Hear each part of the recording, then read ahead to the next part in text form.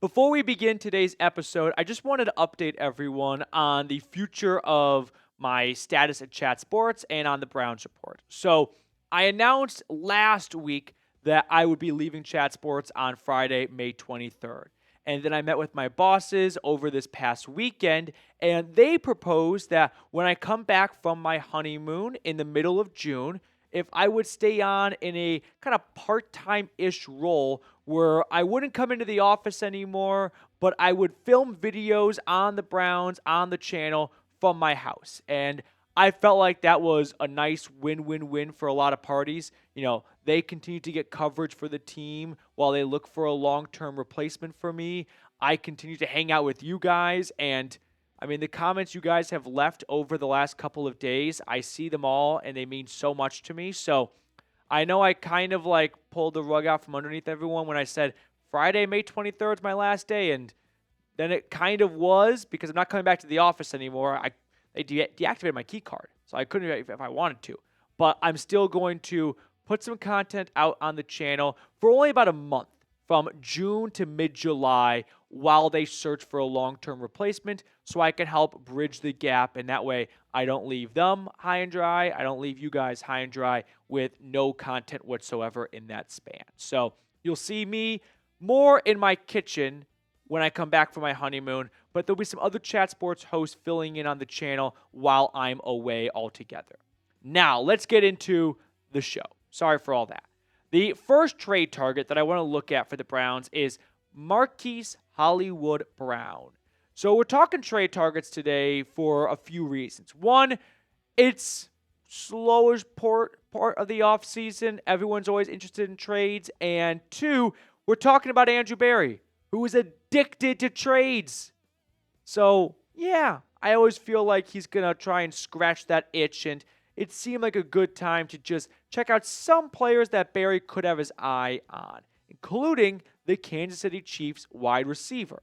Now, I came across this Pro Football Network article that talked about Hollywood Brown potentially being moved. And I won't read it to you verbatim, but we can throw it on screen read and let everyone else just kind of check it out for themselves. But there's, some, I would say evidence, but some reason to believe that Kansas City could have interest in trading Brown away. He's likely the number 4 target right now anyway, with Rice, Worthy, and Travis Kelce ahead of him. I guess so. I think Worthy is behind Hollywood Brown. I feel like the Chiefs actually had a whole design for Hollywood Brown going into 2024, and then he got injured in the preseason, and they had to adjust, and that's why their offense really wasn't all that impressive for much of 2024, despite Mahomes being the quarterback. I don't think the Chiefs are actually going to deal Hollywood Brown, but if they are listening to offers, he screams Andrew Berry. Does he not? A former first-round pick. Definitely fits the type for AB. Andrew Berry also just loves trading for wide receivers. We'll refresh your memory on that in a little bit. But this does seem like a prototypical speedy young receiver that Barry would fall in love with. That's the profile that Barry pursues in wide receivers. And Brown last year only played 2 games coming back from that injury he sustained in the preseason.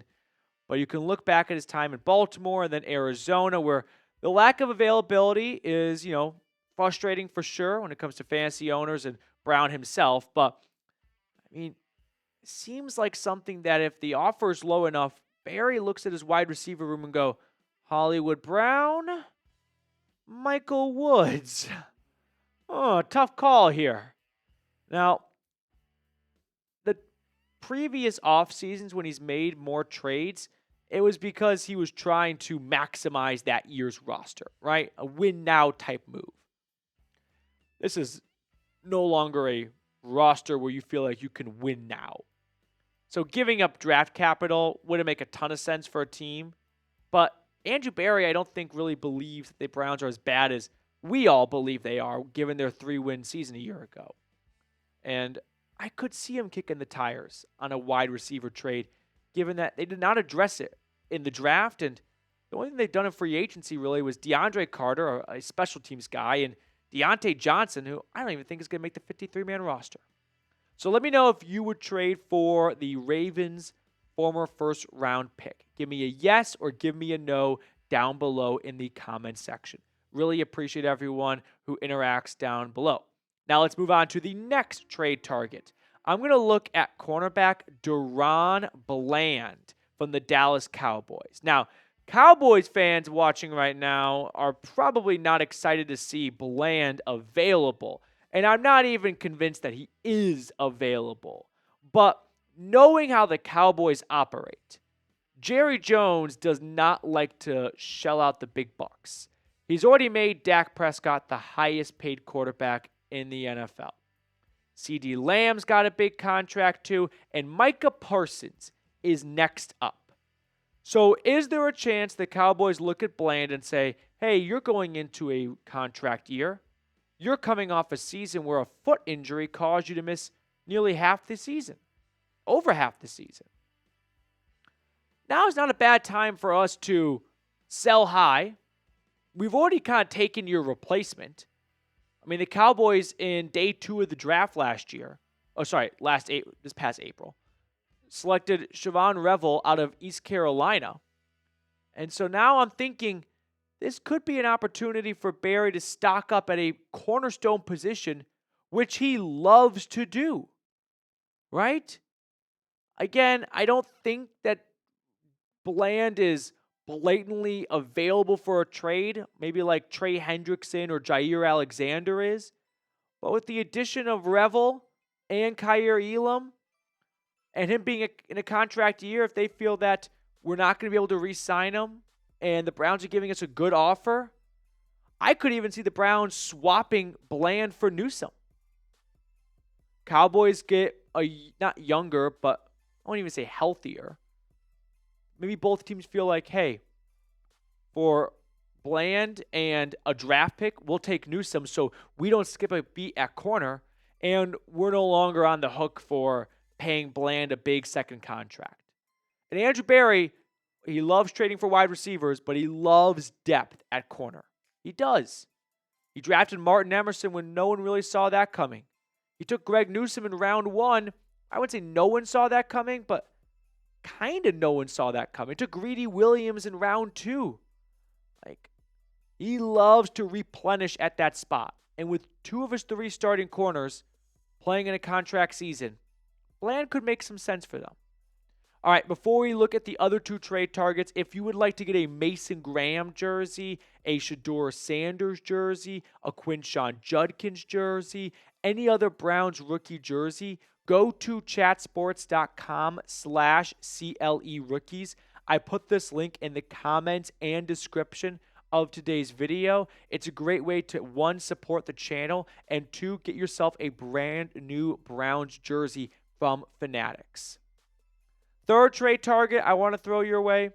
What about AJ Epenesa from the Buffalo Bills, the edge rusher?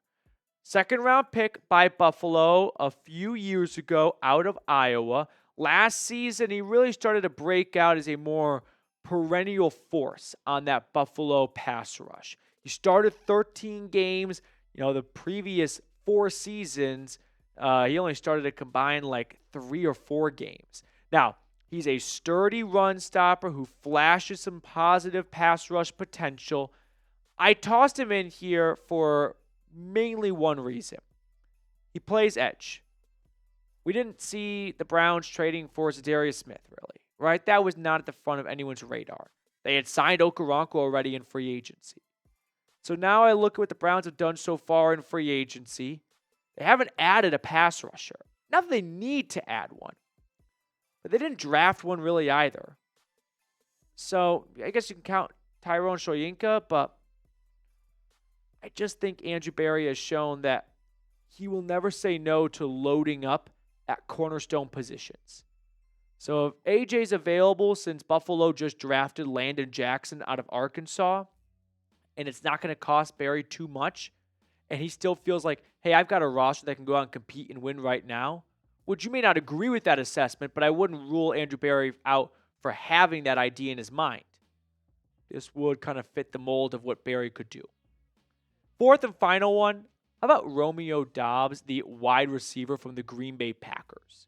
Not as big of a name as the first three guys, but I'm going to include him in there because of a few things. One, he's fast. Ran under a 4.5 40-yard dash at his pro day a few years ago coming out of Nevada. Another reason why I'm going to include him is I could see a lot of motivation from Green Bay's side. They took Matthew Golden, the Texas wide receiver, in round 1. And Dobbs, I don't think, is really finding a long-term home in the frozen tundra. Last year, he bitched about not getting enough targets, so he didn't show up to practice. So he got suspended for a game. That might sound like a red flag to you. To Andrew Barry, that probably sounds like a green light because it means that someone could be available. And how often does Barry take players who have questionable character, backgrounds, and concerns because he doesn't care about that? He cares about the talent, the production on the field. And he's got 15 touchdowns as a former fourth-round pick through 3 seasons. Not bad. He's only behind some guys like Stephon Diggs, a few other day 3 receivers in that time span. This just does seem to be a Andrew Barry type move of, hey, I'm kind of short-handed at wide receiver. I'm not going to swing for an expensive acquisition like Hollywood Brown, but I'll take Dobbs from Green Bay. All right, let's pick a card to wrap it all up. Reed, which card are you thinking? Give me 10 of diamonds. 10 of diamonds? I'll say 10 of spades. Meet you in the 10 club. It is a 10. It's 10 of fucking hearts. I was literally going to say 10 of hearts! I was going to say 10 of hearts. Go! You gotta be kidding me. You know what that's like? Whoa, that's weird. Sorry about that. Green screen did not like me leaving. That is like the UCF Duke ending in the Elite Eight with Taco Fall when they had 2 great putback opportunities. We both just missed right there. Right? That still gives me chills thinking about how close they were to knocking off Zion. Was it Elite Eight? I think it was Elite Eight. So that will do it for us on today's show. I'll see everyone later.